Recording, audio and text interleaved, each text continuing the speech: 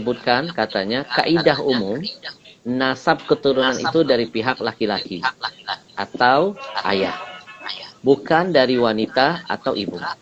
3 putra Nabi Shallallahu Alaihi Wasallam, Qasim, Abdullah, dan Ibrahim, diwafatkan Allah ketika balita. Jadi sudah tidak ada lagi keturunan Nabi Shallallahu Alaihi Wasallam. Yang ada sekarang adalah keturunan Hasan dan Husain cucu Nabi, yang nasabnya ke Ali bin Abi Thalib, bukan kepada Rasulullah. Ini statement yang diungkap oleh salah seorang ustadz. Gimana menurut antum? Ustadz _UK_ Sumeru. Jadi berarti ya itu diragukan keustatannya. Berarti belum ustadz.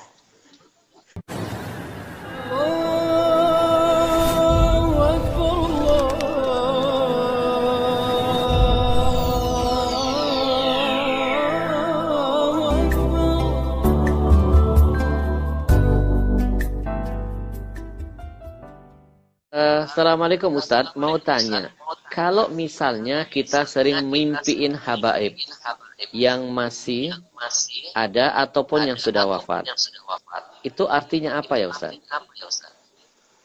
Orang bermimpi ahlul bait atau bermimpi para ulama itu berarti menunjukkan ada mahabbah. Berarti yang bersangkutan ini cinta kepada yang diimpikan itu, dan itu pertanda baik. Karena cinta kepada ahlul bait, ya, cinta kepada ahlul bait itu memang hukumnya wajib, diperintahkan oleh baginda Rasulullah SAW. Imam Syafi'i berkata, ya ahla baiti Rasulillah hubbukumu fardun minallah fil Qur'ani anzalahu. Mencintai ahlul bait itu adalah kewajiban yang diturunkan Allah di dalam Al-Qur'an. Berarti mahabbahnya ini benar-benar mantap karena sampai terbawa ke dalam mimpi. Dan ini insya Allah termasuk pertanda baik. Mudah-mudahan kita ini termasuk orang yang cinta kepada ahlul bait. Cinta kepada ahlul bait itu termasuk salah satu ciri-ciri ahlus sunnah wal jamaah. Ahlus sunnah itu ciri-cirinya cinta kepada ahlul bait. Itu diantara ciri-cirinya. Nah, ahlul bait itu artinya, maaf ya Habib ya, ahlul bait itu artinya keluarga Rasulullah SAW. Yang dimaksud keluarga Rasulullah itu siapa? Keluarga Rasulullah itu ya istri-istri beliau, itu ahlul bait. Kemudian kerabat beliau dari Bani Hashim dan Bani Muttalib, dan anak cucu beliau, itu ahlul bait semua. Kita cinta kepada semuanya. Itu merupakan ajaran Ahlus Sunnah wal Jamaah. Kalau sampai terbawa dalam mimpi, itu berarti cintanya benar-benar mantap, luar biasa insya Allah. Baik Ustadz, ada yang menarik nih. Ada yang bertanya tentang statement salah seorang ustadz yang menyebutkan katanya kaidah umum nasab keturunan itu dari pihak laki-laki atau ayah, bukan dari wanita atau ibu. 3 putra Nabi Shallallahu Alaihi Wasallam, Qasim, Abdullah, dan Ibrahim, diwafatkan Allah ketika balita. Jadi sudah tidak ada lagi keturunan Nabi Shallallahu Alaihi Wasallam. Yang ada sekarang adalah keturunan Hasan dan Husain cucu Nabi, yang nasabnya ke Ali bin Abi Thalib, bukan kepada Rasulullah. Ini statement yang diungkap oleh salah seorang ustadz. Gimana menurut antum? Ustadz _UK_ Sumeru. Jadi itu berarti ya itu diragukan keustatannya. Berarti belum ustadz. Kalau statement begitu berarti belum makomnya ustadz. Mengapa? Memang ya untuk urusan nasab itu melalui laki-laki. Tetapi untuk nasab kepada Rasulullah yang mengatur Rasulullah, dan Rasulullah bilang bahwa keturunan beliau melalui Ali, ya sudah selesai. Itu Rasulullah yang mengatur. Kita mau apa? Karenanya ini sebenarnya nggak perlu ditanyakan seperti ini, nggak perlu. Kalau ada orang ngaku ustadz terus dia pemintar seperti itu, berarti belum makomnya ustaz. Jadi mungkin masih perlu belajar. Atau mungkin ustaz instan. Ustaz instan ya. Ustaz instan belum belum banyak belajar kitab-kitab tafsir, kitab-kitab hadis. Karena memang ya di dalam kitab-kitab hadis ya diterangkan dalam kitab tafsir ya ketika menafsirkan surah Al-Ahzab itu juga ada keterangan seperti itu. Di kitab-kitab sirah, di kitab-kitab hadis juga ada keterangan seperti itu. Jadi keturunan Hasan dan Husain, Sayyidina Hasan dan Sayyidina Husain ke bawah itu termasuk Ahlul Bait. Dan memang Ahlul Bait Rasulullah yang melalui Sayyidina Ali memang. Itu Rasulullah yang mengatur. Jadi ini sudah selesai sebenarnya. Berarti mungkin juga karena ada kedengkian dalam hatinya atau kehasutan. Bisa nggak orang yang begini termasuk kategori yang menganggap bahwa Nabi itu abtar? Nggak ada keturunan. Kalau yang dimaksud abtar itu kita nggak tahu ya. Mungkin dia ini. Jadi begini, dalam sejarah peradaban Islam itu ada kelompok yang namanya Nasyibi. Kelompok Nasyibi ini kelompok yang benci Ahlul Bait. Jadi kelompok yang benci Ahlul Bait itu disebut dengan Nasyibi. Mungkin orang ini terpengaruh golongan Nasyibi. Ada kelompok yang berpaham Nasyibi, buat tulisan atau statement lalu dia terpengaruh dan belum belajar. Dan saya kira dia kalau seperti ini dia gak tahu.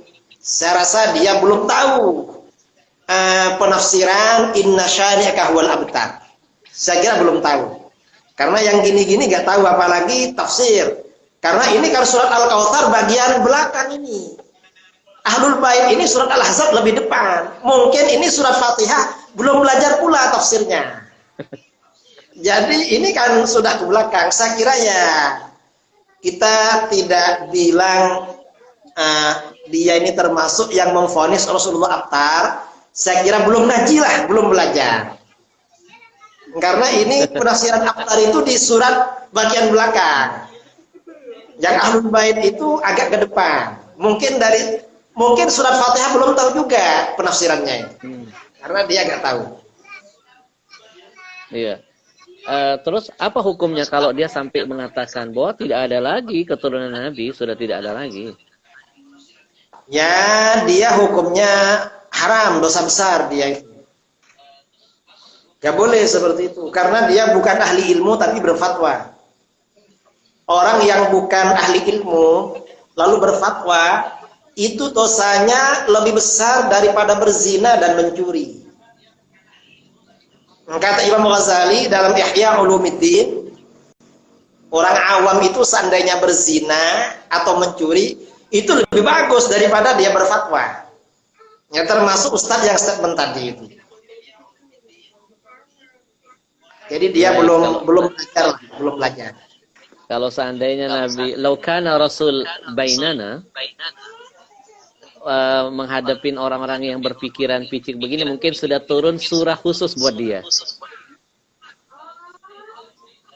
Ya, sama seperti surat yang diturunkan buat orang yang menghina Nabi. Allah itu sangat menjaga betul perasaan Nabi SAW. Ya, itu surat Al-Abtar itu orang Quraisy ya, ada orang musyrik dari Quraisy yang bilang begitu. Akhirnya turun surat itu. Ada lagi Ustaz statementnya yang kurang enak dengan segala ketidaktahuannya dia berani menyampaikan begini. Habib atau Habib dalam kurung itu bahasa Arab. Artinya orang yang dicintai Allah Subhanahu wa taala dan banyak manusia. Habib itu tunggal. Habaib itu jamak katanya. Bukan berarti keturunan Nabi SAW. Statementnya jelas sekali itu. Ya, ini gak ngerti Habib. Jadi memang seperti disebutkan oleh Sayyid Muhammad Murtada Az-Zabidi dalam Tajul Arus min Jawahiril Qamus, istilah Habib ini awal mula kan digunakan untuk keturunannya Sayyid Abdullah Al-Idrus. Jadi golongan Ahlul Bait dari Hadarimah, dari Hadramut. Jadi anak cucu beliau kemudian dipanggil Habib. Habib itu ya Ahlul Bait dari keturunan beliau. Memang di daerah-daerah lain itu tidak dipakai. Kalau di daerah Maroko di Mesir, keturunan Sayyidina Hasan dipanggil Syarif. Kalau dari jalur Sayyidina Husain dipanggil Sayyid. Itu dalam kitab-kitab. Nah, sejak kira-kira abad ke-10 Hijriah di Yaman, untuk keturunan Sayyid Al-Idrus itu dipanggil Habib. Dan ini istilah. Dan istilah Habib itu artinya dicintai. Mengapa dicintai? Ya karena memang para habaib yang dari Yaman dulu itu selain mereka memang ahli ilmu, mereka juga orang yang bersih, orang-orang sufi, orang cinta pada mereka. Akhirnya mereka dipanggil Habib. Dan sampai sekarang anak cucunya juga dipanggil Habib juga. Ini istilah sebenarnya. Coba dibaca di kitab Tajul Arus, itu yang siapa yang pertama kali dipanggil Habib. Ada dijelaskan itu. Kira-kira sejak abad ke-10 Hijriah itu. Dan mungkin Habibana lebih tahu masalah ini. Baik. Jadi dia gak ngerti istilah saja Habibana. Iya. Gak ngerti. Betul, betul. Jadi istilah itu jangan dikarang, tapi dipelajari itu bagaimana ceritanya gitu. Iya, artinya harus komprehensif, tidak hanya berani menyampaikan istilah satu arah, tapi tidak menjelaskan seperti tadi kan berbeda. Malaysia Sayyid, Malaysia itu terkenal as-Sayyid. Kalau Ya, ada Khan, ada di negara mana itu dipanggil Khan ya? Di India ya, India Pakistan. India, Pakistan. Jadi kalau di masa-masa klasik itu, kalau keturunan Sayyidina Hasan dipanggil Syarif atau Ashraf. Kalau Sayyidina Husain dipanggil Sayyid. Kemudian sejak kira-kira abad ke-10 ada istilah Habib di kalangan Alawiyin, Hadarimah, Hadramaut. Itu perkembangan istilah itu, dan itu biasa dalam peradaban manusia, seperti itu biasa. Jadi gak perlu ditimbulkan persoalan. Kita ini ya perlu tahu lah sejarahnya bagaimana. Lalu dibuat statement ya untuk apa namanya? Untuk menyampaikan ketidaksukaan. Nah itu justru itu tidak bagus itu. Betul. Dari statement bisa disimpulkan ada narasi kedengkian, kehasutan dan kebencian. Betul. Ya, dan ini mungkin pelajaran buat kita untuk selalu menjaga hati. Kalau kita nggak bisa mencintai, jangan kita membenci. Ya. Baik, Ustaz, ada lagi satu. Assalamualaikum warahmatullahi wabarakatuh. Ikhwan dan akhwat semuanya, mari kita saling bantu bangun channel ini dengan cara klik tombol subscribe dan share video ini bila